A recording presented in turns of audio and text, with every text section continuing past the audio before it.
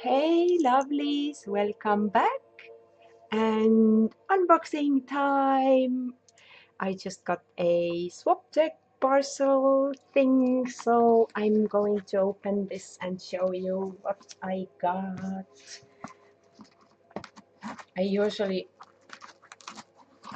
don't have my setup ready and I'm not doing the swap deck unboxings because of that, but this happens to be the time when I just recorded the Twins of Gaia second and first edition side by side thing, and oh, look at this is packed up like a present. How cute! Oh my god, I love those beautiful swappers, how they pack the things, and many times there are postcards added. I know I always add little something and a postcard, and I've received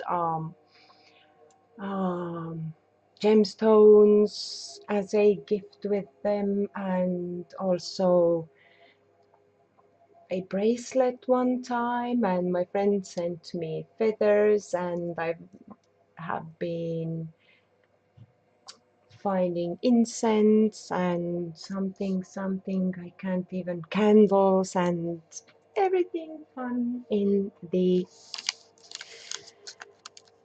swap parcels. So let me open this up and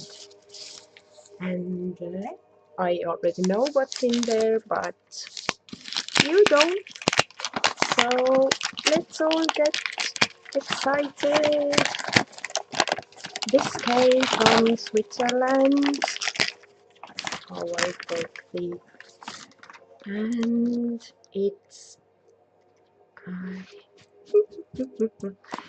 so it's a golden tarot. In other words, the Visconti-Sforza deck, but I contemplated quite a while which one to get, and while I like the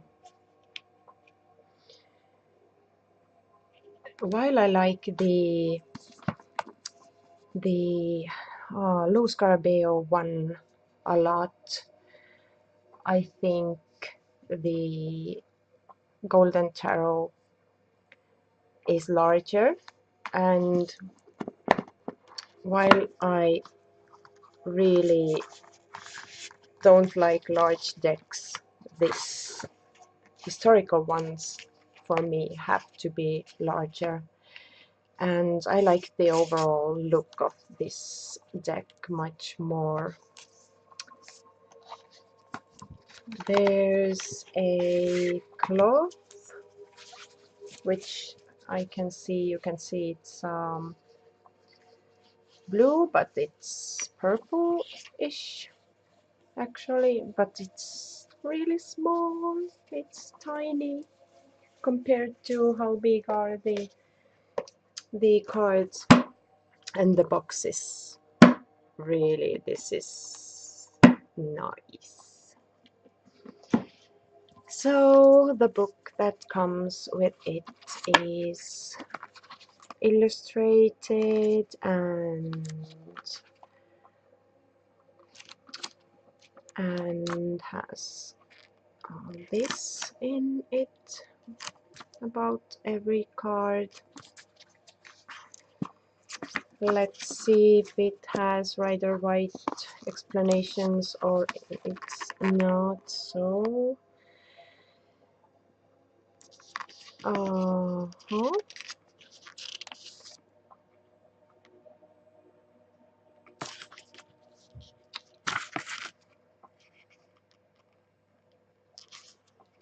I think it has more Rider-Waite. From what I see right now, it's not numerologically, but this deck should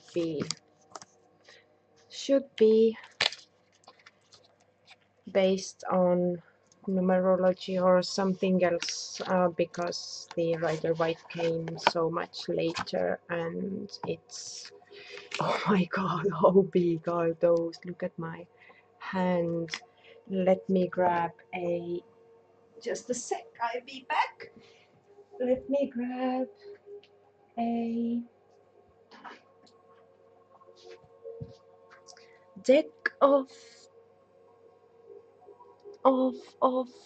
usual cards. Let me grab one deck of maybe no Scarabeo one, and I can locate it as quickly. Oh my god, I can't. Where's something low Scarabeo that I haven't chopped up? I'm not sure if I have. I must have at least one deck. So sorry, guys. I'm like, no, I don't think I have low Scarabeo decks that I haven't chopped up yet or trimmed. Oh, yes, I have. Yes, I have. Here it is, the low Scarabeo size compared. Ta-da! I can't even fit it in the frame. And the AGM Rider White. So you can see they are huge and I love it. Okay. So the low Scarabeo version of it has these black borders and writing on the side and all the languages, and but they are gilded actually, or have this gilded patterned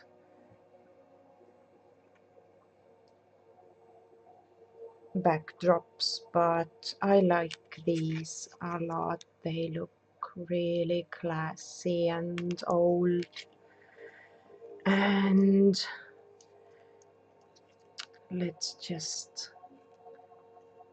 look through this beauty. The serene softness of the older decks has appealed me a lot. I'm not talking about the Marseille deck, that is something different, but this Visconti-Sforza deck is the oldest known, and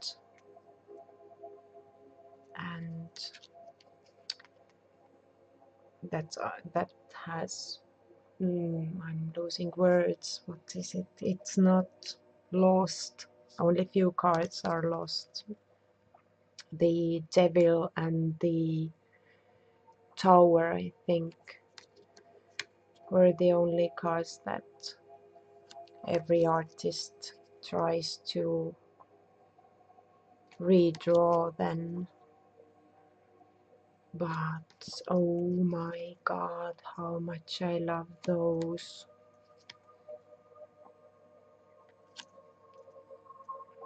So this is the Tower.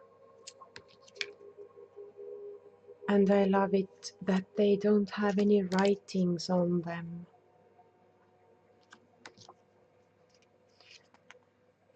So this is part of my personal, where's the Devil? I didn't notice the Devil. Yeah, this. When I'm talking, I'm not paying much attention. So this is the part of my personal paradigm shift, getting the historical decks, because when I started to get different tarot decks, I was so sure that I don't want any pip decks, as I've been reading with the playing cards for 20 something years, and I really wanted the imagery pulled me in, and I wanted to use my imagination and my intuition more. The playing cards and pips actually looked like they have given me everything I could have, and they had no depth for me anymore. So I didn't get any pip decks on purpose. Some arrived to me anyways, but I traded them off. And now I'm at the point where I am shifting from the Rider-Waite system to the old decks and the nature decks. I will have to do the collection video again, so there we can see the actual shift that has been taken place. I scratched off so many decks from my so far wish list, and I can't be more happier because this now feels so right, and I feel like I'm moving towards the completion and the peaceful side of my life with this transition that's going at this moment. This started about the time that we moved, because when I moved I packed all the decks in these old vintage suitcases I had, and before I of course looked what I have and placed them into the boxes, and then I was happy with my collection. After the move I packed everything up again and placed on the shelves and took them out of the boxes, and I was happy, almost happy again. Then I started to see some things, that why I even liked this deck, why I wanted this one. So in a week's time I noticed that I will have to go through all my decks and just contemplate why I have this, what am I going to do with this deck. And I realized I don't want many of them anymore, and this shift was sudden and for me even a little bit surprising. So but I felt it was the right way, it was the right path to go. And a few days later I woke up in the morning and I knew I will have to get a Marseille deck. And the Visconti-Sforza deck and the Solabusca I already had, and really work with those instead of the pretty pictures and every type of other things I had in mind before as my wish list. And I went through my wish list and I scratched off so many that actually there aren't many left there. And the deck I really, really want right now is the Le Tarot Noir, the Black Tarot French deck. This is the only one. Oh, the sun came out. Now we are overexposed. But my talk is not overexposed, I hope. So, yeah, where was I? Oh, I wanted to compare it with, okay, I'm not gonna take that card. The Marielle, which is also quite large deck. So you can see they are absolutely huge and I love it.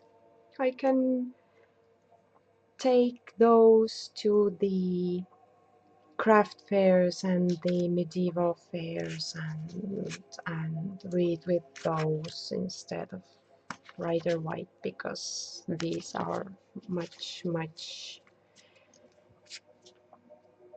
more impressive, and I think reading with these gives a, based on numerology, and gives a wider opportunity for me to read into it, as the big pip decks actually are, which I didn't see before. I saw the images and how those spoke to me, but I've always struggled a little bit with the Rider Waite and numerology not matching with each other. But I come from numerology based readings, and so with Rider Waite I just went with the flow. I went with the imagery, not the actual meanings of the cards. But and sometimes I had to just look up what that means or what this means, and it didn't come that easy, but this is easy for me. This is like home, and to think of it, I just struggle to get away from my roots, so to speak.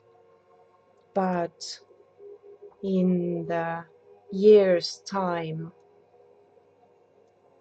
I realized I now have to hold on to my roots and work with what I have, not what I thought I would pursue or go after. So yeah, I'm rambling too much, I think. So just wanted to show you and see for myself this very awesome deck.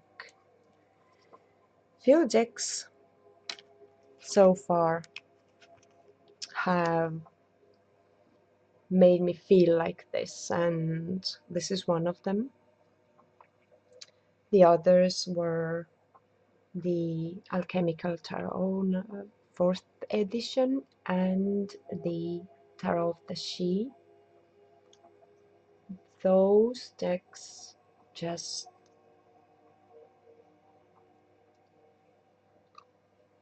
happened to me, or I don't know how to explain it. Those decks just flew over me and into the mind, and were